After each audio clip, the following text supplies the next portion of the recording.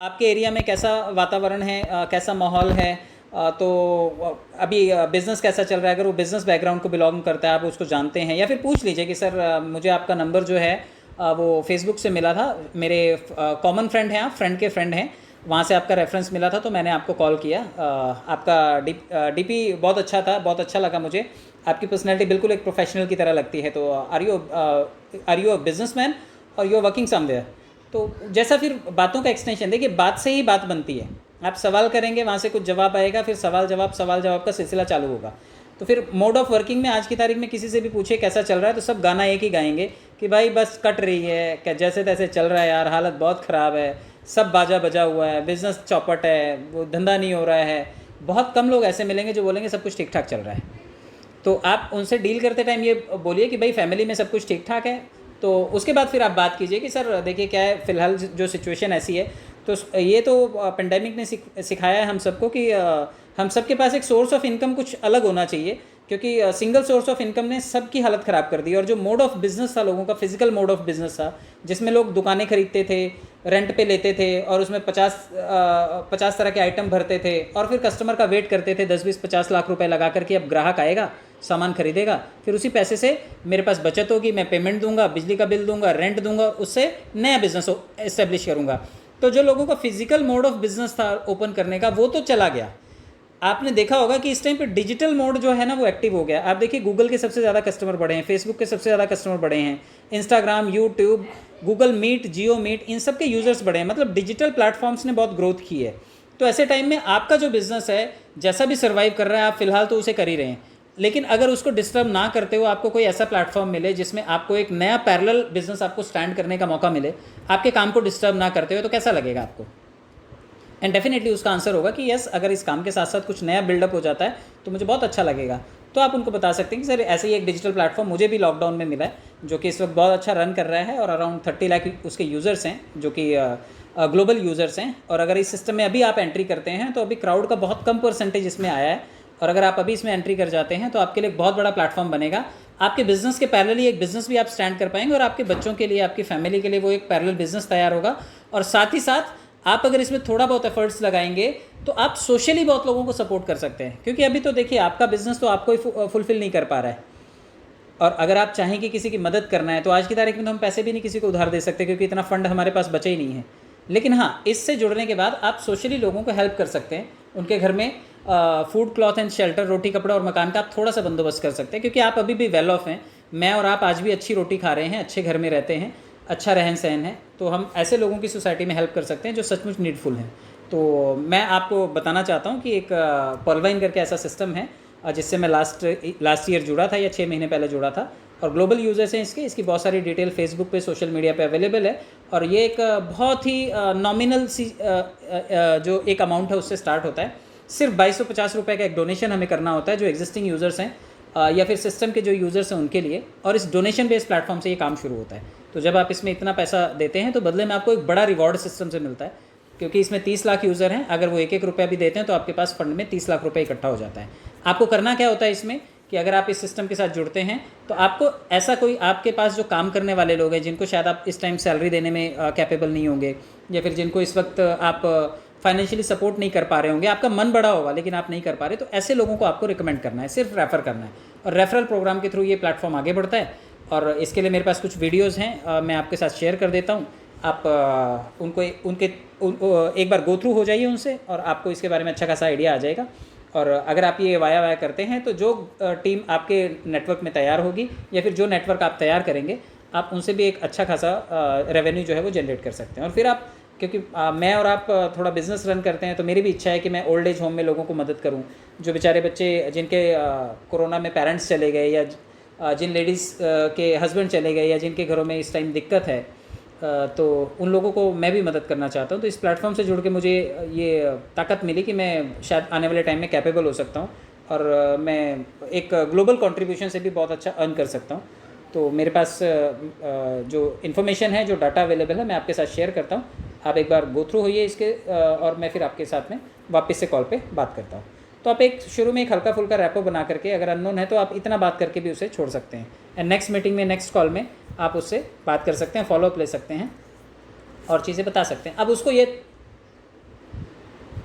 Madam अगले दिन काम बात कर लीजिए। देखिए अगर आपने थोड़ा सा इमोशनल किया है, अगर आपने उसको थोड़ा सा इमोशन से जोड़ा है, देखिए हर आदमी में एक भावनात्मक पहलू जो होता है ना वो ज़िंदा होता है। मैं और आप भारत में रहते हैं और भारत के जितने भी लोग हैं ना वो इमोशनल हैं। वो अपने परिवार के लिए सुबह से शाम तक खटते हैं और बहुत मेहनत करना चाहते हैं। मैं और आप दिन रात काम कर सकते हैं अपने फैमिली के लिए, तो कोई तो होगा जिसके लिए वो ट्रिगर करेगा। वो इतना बड़ा बिजनेस किसके लिए खोल के बैठा है? खाता तो बेचारा दाल रोटी होगा। इतना सारा कर्जा बियर कर रहा है, इतने सारे प्रेशर ले रहा है, वो किसके लिए ले रहा है? फैमिली में किसी ना किसी से तो कनेक्टेड होगा। जो वेल ऑफ है, जिसके पास बहुत अच्छा पैसा है, वो सोसाइटी के लिए कुछ करना चाहता होगा। जो बेचारा गरीब है वो अपने परिवार के लिए पेट पालना चाहता होगा। जो बाप है वो बच्चों के लिए करना चाहता होगा। जो वाइफ काम कर रही है वो हस्बैंड के लिए करना चाहती होगी मदद। जो माँ बाप हैं वो अपने पोते पोतियों के लिए करना चाहते होंगे, बेटे बेटियों के लिए करना चाहते होंगे। बहुएं अपनी सास के लिए तो नहीं करना चाहेंगे, लेकिन बहुएं अपनी माँ के लिए ज़रूर करना चाहेंगे, अपनी बहनों के लिए ज़रूर करना चाहेंगी। तो ऐसे हमें इमोशनल ट्रिगर्स उनके सामने रखने हैं कि सर आप अपनी मदर को हेल्प कर सकते हैं। बहुओं को बताइए कि आप अपनी माँ की, आप अपनी पेरेंटल फैमिली की मदद कर सकती हैं। मेरे पास एक ऐसा सिस्टम आया है जो कि लॉकडाउन में मिला है मुझे। आप देखिए जब ऐसे सवाल जवाब होंगे तो डेफिनेटली वो कहीं से तो भी इमोशनल होते हैं। दुखती रग पे आपने हाथ रख दिया। जो बहू मिलने नहीं गई अपनी माँ से, मायके नहीं गई पिछले 2 साल से, और कोरोना की वजह से बिल्कुल नहीं गई अपनी माँ को देखने जिसको कोरोना हो गया था, तो ऐसे टाइम में आप उसकी दुखती रग पे हाथ रखते हैं कि भाई आप अपनी माँ को मदद कर सकते हैं। कौन सी बेटी नहीं चाहेगी कि वो अपनी माँ की मदद ना करे? दुनिया का सबसे गरीब आदमी उसका भाई होता है दुल्हन का, और सबसे बेचारी जो होती है उसकी माँ और बहनें होती हैं। तो थोड़ा सा हमें ये भी ट्रायंगल देखना है कि ये भावनात्मक पहलू किसके लिए है। इनका इनकी मदर के लिए है। अब किसी भी बहू को सास के लिए आप मोटिवेट करेंगे तो पहले ही फ़ोन रख देगी, कहेगी बॉम्ब है क्या आपके पास? बॉम्ब दीजिए, बॉम्ब लगाने का है मेरे को, है ना? तो आप थोड़ा सा इमोशंस उनकी जागृत कीजिए, उसके बाद आप उनको बताइए। देखिए वो लोग बिल्कुल आपके साथ रिलेट करेंगे कि यस मैं अपनी माँ की मदद करना चाहता हूँ, मैं अपने गाँव के लिए करना चाहता हूँ, मैं अपने समाज के लिए करना चाहता हूँ, मैं गरीबों के लिए करना चाहता हूँ, मैं अनाथ बच्चों के लिए करना चाहता हूँ। तो बहुत सारे लोग इस वजह से भी जुड़ना चाहेंगे क्योंकि वो सोसाइटी को देना चाहते हैं, रिटर्न बैक देना चाहते हैं। तो आप ऐसी सब चीज़ों से जब स्टार्ट करेंगे तो देखिए सेलिंग में सिर्फ और सिर्फ माल बेचना नहीं होता। जब तक रिश्ता बिकता है, जब तक रैपो नहीं बनाएंगे आप, रिश्ता नहीं बेचेंगे, तब तक सामान नहीं बिकेगा। लोग कहते हैं ना कब, हाँ, और देखिए क्या है ना, कबाब नहीं बिकता, खुशबू बिकती है। खुशबू की वजह से लोग उधर चले जाते हैं। तो सेलिंग में ऐसा ही होता है। परफ्यूम नहीं, परफ्यूम की खुशबू बिकती है। इत्र बड़े महंगे महंगे आते हैं, 5-5, 10,000, लाख लाख रुपए के भी आते हैं। तो वो बॉटल की कीमत नहीं देते लोग, उसके फ्रेग्रेंस की कीमत देते हैं कि भाई इससे खुशबू कितनी आती है। तो आप सेलिंग की खुशबू, आप पर्ल वाइन की खुशबू नहीं बेच रहे। मैंने देखा है लोगों को स्ट्रगल करते हुए सिस्टम में। वो पर्ल वाइन की खुशबू बेचेंगे ना तो पर्ल वाइन बिक जाएगा। पर्ल वाइन उनके बच्चों के लिए भी काम आ रहा है, उनके पोतों के लिए भी काम आ रहा है, उनकी जनरेशन बाय जनरेशन चलने वाला का। हाँ नहीं, वो सामान बेच रहे हैं सिर्फ। वो बोल रहे हैं कि ये पेन बहुत अच्छा है, ये मेटल का है, ये स्टील का है, ये चलता है, ऐसा है वैसा। वो ये नहीं बता रहे कि आप जब इससे लव लेटर लिखेंगे, हालांकि वो ज़माना चला गया, आप इससे लव लेटर लिखेंगे तो कितनी खुशबू आएगी। आप इस जब आपकी प्रेमिका पढ़ेगी आपकी हैंडराइटिंग देख करके कितनी मंत्रमुग्ध हो जाएगी। आपके जो फिंगर्स है ना उसके ग्रिप को बिल्कुल ये प्रेशर नहीं देगा, बिल्कुल नरमाहट के साथ आप अपने पेन को पकड़ सकते हैं। आप देखिए जब आप इस पेन को अपनी पॉकेट में लगाएंगे तो लोग देखेंगे और पूछेंगे कि आपने ये पेन कहाँ से खरीदा है, आपकी पर्सनैलिटी को ये पेन कितना सूट होता है। हमने ये नहीं बताया कि आपकी वैल्यू कितनी, ओवरऑल आपकी वैल्यू एडिशन कितना हो रहा है आपकी लाइफ में। हम बोल रहे हैं पेन बहुत अच्छा है, मार्केट में इतने का मिलता है, हम इतने सस्ते में दे रहे हैं। लोग सामान बेच रहे हैं, they are not selling emotion. Sales is a pure emotion selling business. लोग साड़ी इसलिए बेच देते हैं कि भाई ये पहन करके जब आप अपने मायके जाओगे आपकी माँ आपको देखेगी तो उसको कितना अच्छा लगेगा। इस चक्कर में बिक जाती हैं चीज़ें। आप शादी में जाएंगी ये वाला चप्पल पहन करके जाएंगी तो सबकी नज़र आपकी चप्पल पे ही होएगी। आप देखिए लोग मोटिवेट करके इवेंट्स बेच देते हैं। चप्पल उसने बेची नहीं है लेकिन उसने शादी दिखा दी उसको, शादी में सबसे अलग दिख रहे हो आप, लोग आपकी तारीफ़ कर रहे हैं आकर के। तो वो चीज़ लोगों को हैम्पर करती है, लोगों को बहुत ज़्यादा अट्रैक्ट करती है कि यस मैं वहाँ पे जाऊँगी, मेरी वैल्यू कितनी बढ़ेगी, लोग मेरी तारीफ़ें कितनी आकर के करेंगे। इस वजह से चप्पलें बिक जाती हैं।